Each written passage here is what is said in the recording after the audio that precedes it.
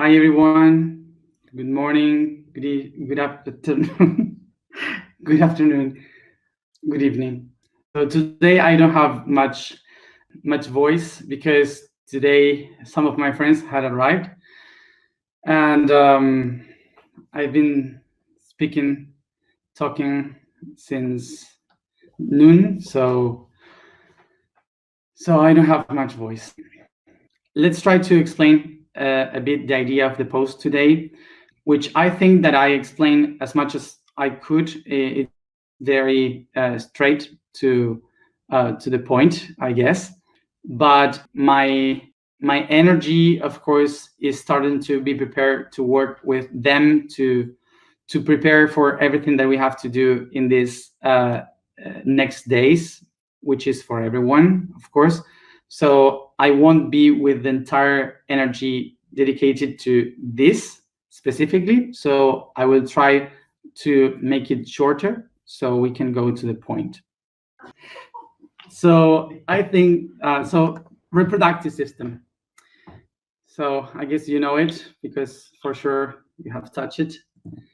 So of course that this topic is something that in spirituality is basically usually difficult to speak about, because when we express the things, we are connected to our cultural and religious heritage that tells us from way far in the past that we are meant to go to the heavens. So we have to rise up our energy and we have to leave this earth that keeps us trapped in this kind of hell.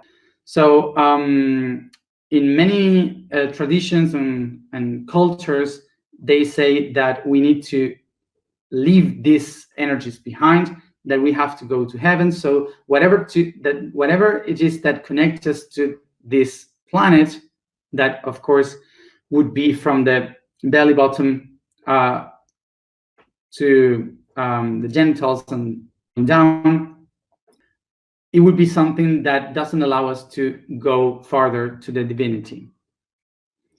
So we basically are sinners if we live our life through the genitals. The idea that these things should not be spoken about because they are connected to the sin was born a few thousands of years ago in the Middle East as an idea that we have to leave this world because it's kind of a jail, a hell, and we have to go to the heavens. From this point of view, we started to create a culture against the previous cultures, the first cultures that were following the evolution, in which they understood that their genitals, the reproductive system, was a way in which the spirit could be downloaded into the earth. So for those new cultures in the Middle East, the tradition of teaching sexuality, of teaching how to live the spirit through sex on earth, was something that for them was not going to the heaven, was not going to connect with the divine, to the creator. That if we keep doing that, we would be bounded to earth all the time. So we needed to leave those things behind in order to live in heaven with the divinity. So remember that the traditions were born because we started to believe that the God created us through clay, through mud. So because of this, we had no one behind of us in history. So we believed that we were holy because of God created us. So to keep reproducing ourselves here on this ground was something that obligated us to live all the time here connected to this earth. So that's why we started to create the idea that in order to come back to the divinity, we have to let all the genitalia behind. So this history takes us to take all the reproductive system as a taboo. Taboo is a Polynesian word that was said tabu, that means forbidden. And in the history, the concept of forbidden was related to the things that you should not say because you are not ready to say. So that's why all this information was just for the magicians, the priests, and all these kind of people that were able to speak the words, the magical words. So the other ones should not say that. So that's why it was a taboo. But then it was brought to Europe, and of course the European people started to use the word taboo as something that is forbidden for the European religions, which was all that was a sin. So you should not speak about the things that are related to a sin. So this is why we started to take the idea of the reproductive system as taboo. But we have to acknowledge this, that the reproductive system, physically, biologically, is the place where we can produce. So where we can create is the center, the physical center where we produce the energy of our life and we can create life. So all the creativity, all the energy is born from this system. So basically, to deny the reproductive system is to deny the power of God within, is to deny the power of the Creator inside. So through this 2,000 years that we have been going through, religions that told that the reproductive system was something taboo, was something forbidden, we started to feel apart from our inner Creator, to the ability to connect with God inside.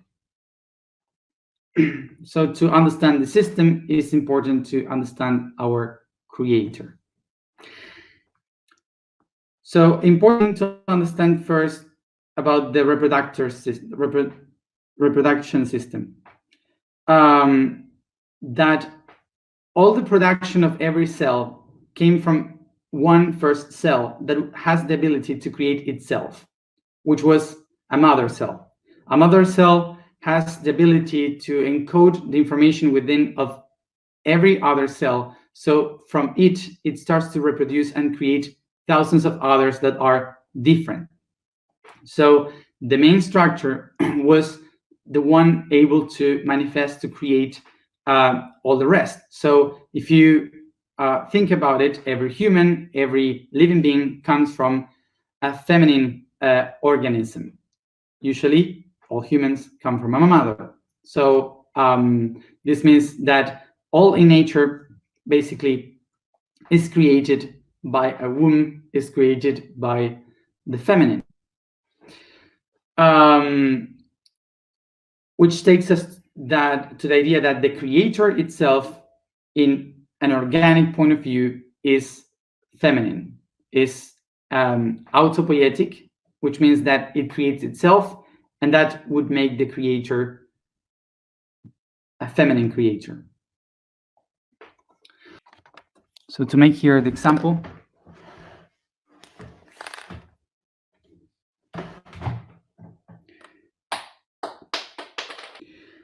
so we have here a cell that divides in another one, another one, another one. So it creates an organism.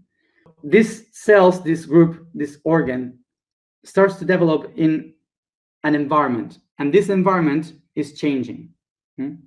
This environment changes the structure of the cell.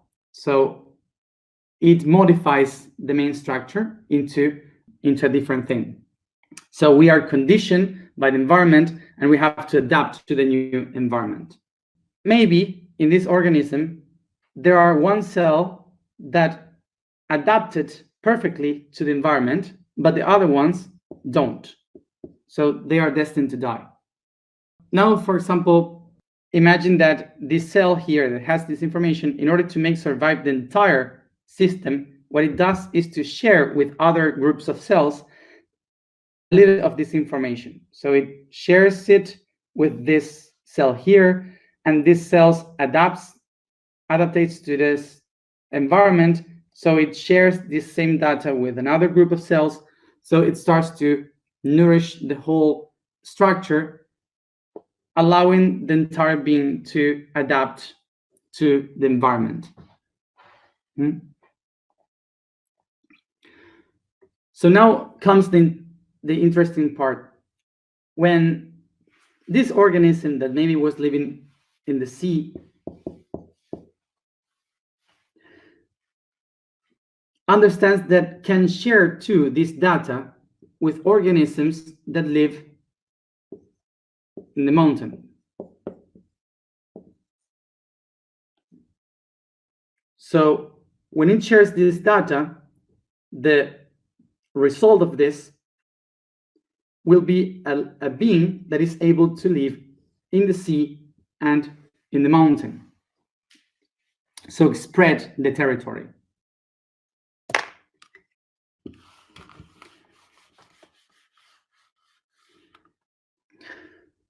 So now the thing is that this cell here, to make autopoiesis, will need to receive a lot of energy from the entire environment.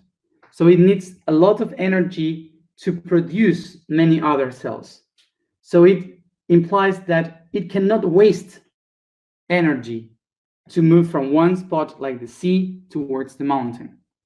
It needs to adapt to one place.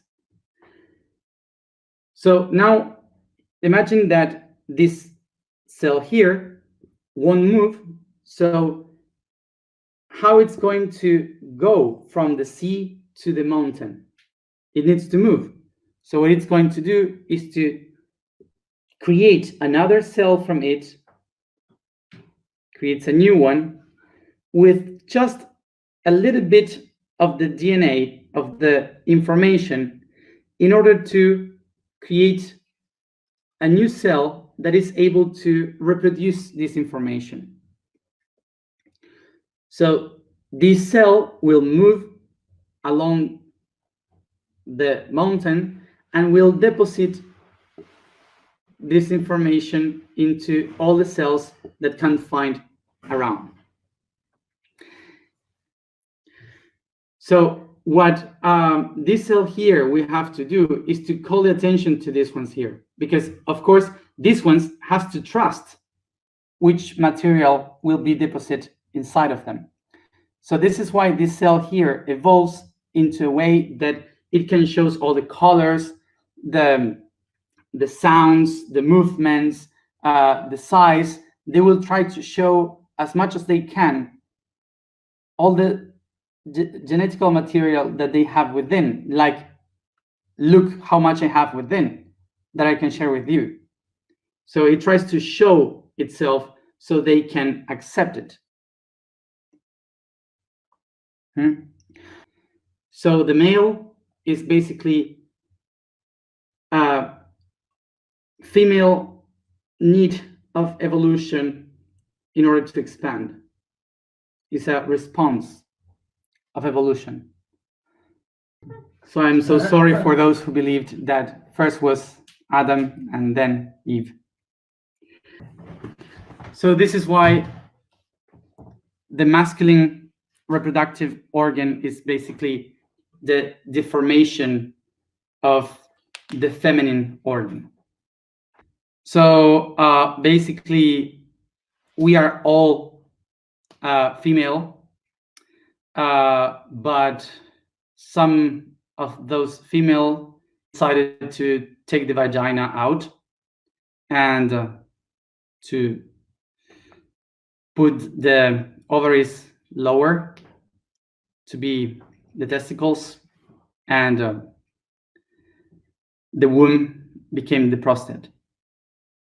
So this is why what the reproductive system does is to produce cells to bring this information along the planet, to distribute the information everywhere and create.